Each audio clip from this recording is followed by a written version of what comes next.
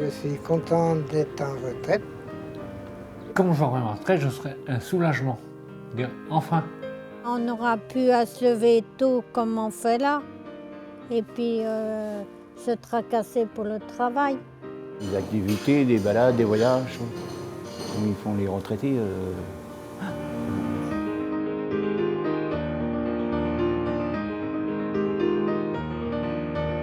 Aujourd'hui, il y a toute une génération qui arrive en retraite dans les ESAT pour deux raisons principales.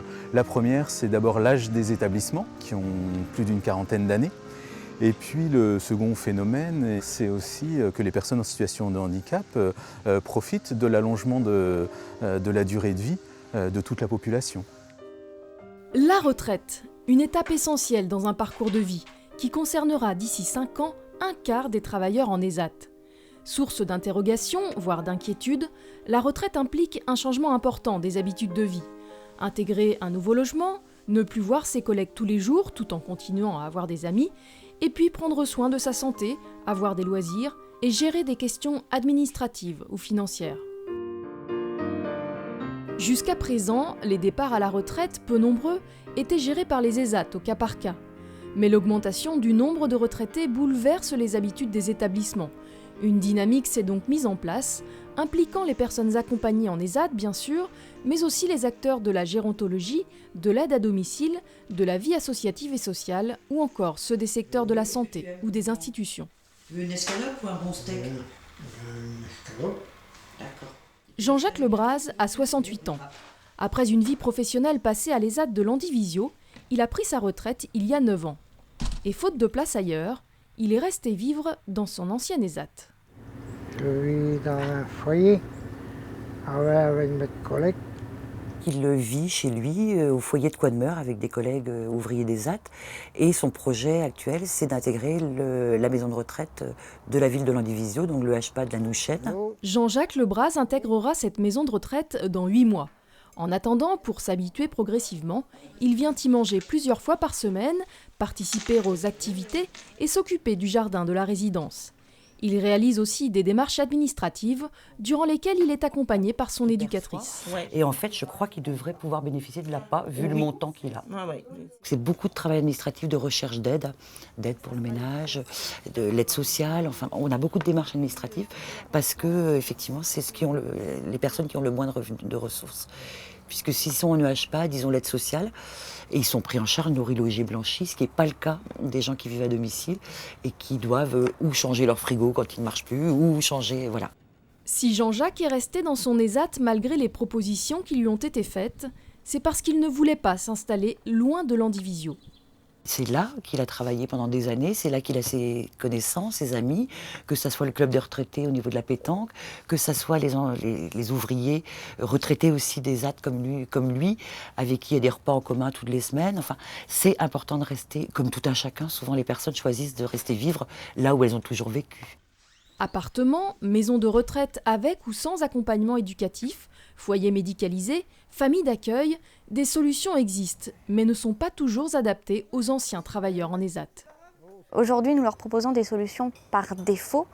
Il n'existe pas de solution adaptée à l'heure actuelle à ce public. Nous faisons du bricolage sur des solutions existantes par rapport à une installation en logement autonome avec différents services, ou alors une entrée en structure, mais qui ne répondent pas forcément aux attentes des jeunes retraités d'ESAT.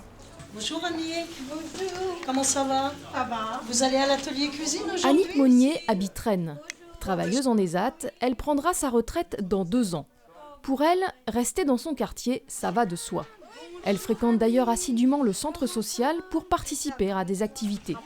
Et ce qui l'inquiète beaucoup, c'est l'accès aux activités de loisirs lorsqu'elle sera à la retraite. Quand on sera à la retraite, on n'aura plus tout ce qu'on a en association et tout ça. Alors, c'est à se demander comment ça marchera après.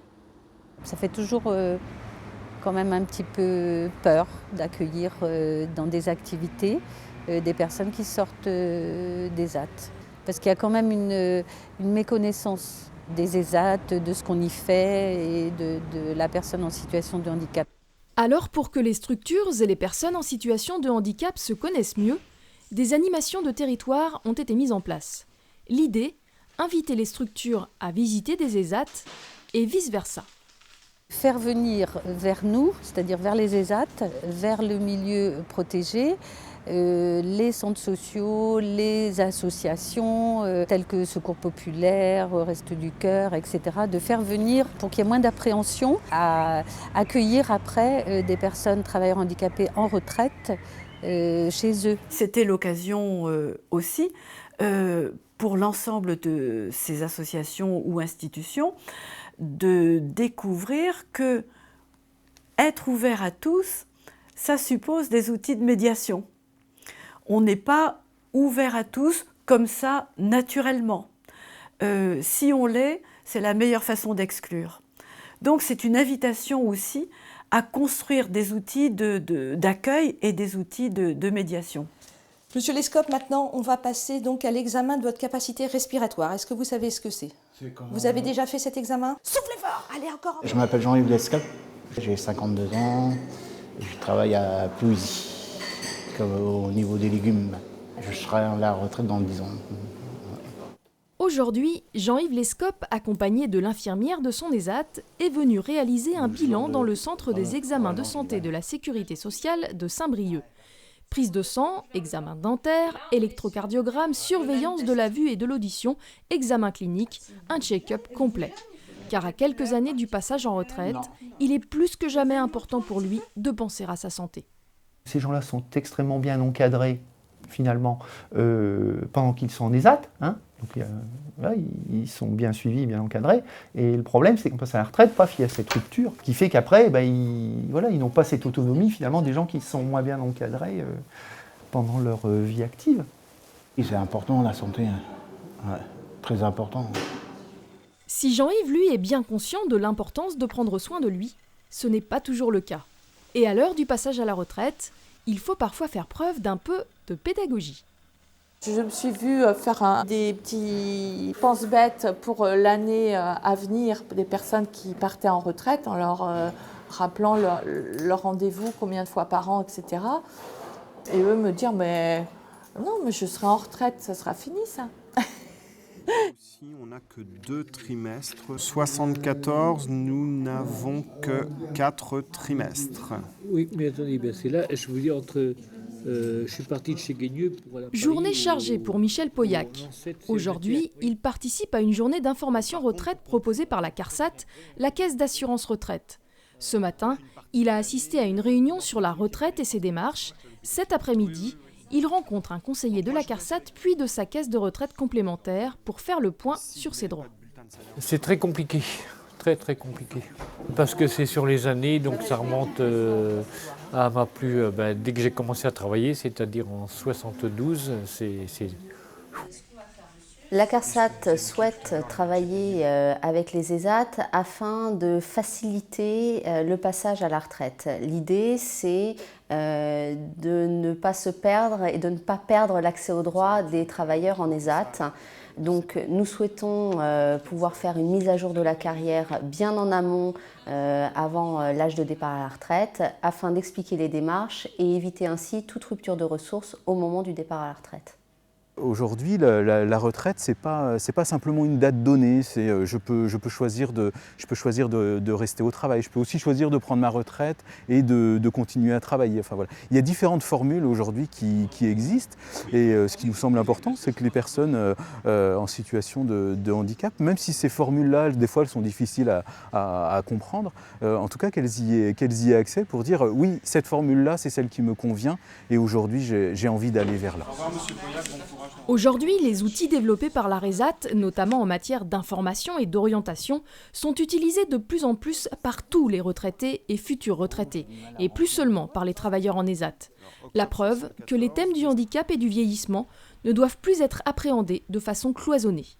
il y a deux politiques catégorielles qui sont la politique du handicap et la politique du vieillissement, qui sont des politiques parallèles. Or, on l'a appris à l'école, les parallèles ne se rencontrent pas. Par conséquent, nous sommes obligés de changer de posture, nous, élus, et de dire à nos services, attention, là, on arrête de travailler en parallèle, nous allons traverser en transversalité, c'est-à-dire que nous allons scier la pyramide. Alors on déstabilise le tout.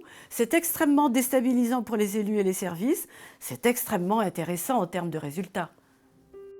Pour Annick, Jean-Yves, Michel et Jean-Jacques, la retraite est une réalité qu'ils abordent avec plus ou moins de sérénité. Ils seront peut-être des retraités pas comme les autres, mais comme les autres, ils seront des retraités.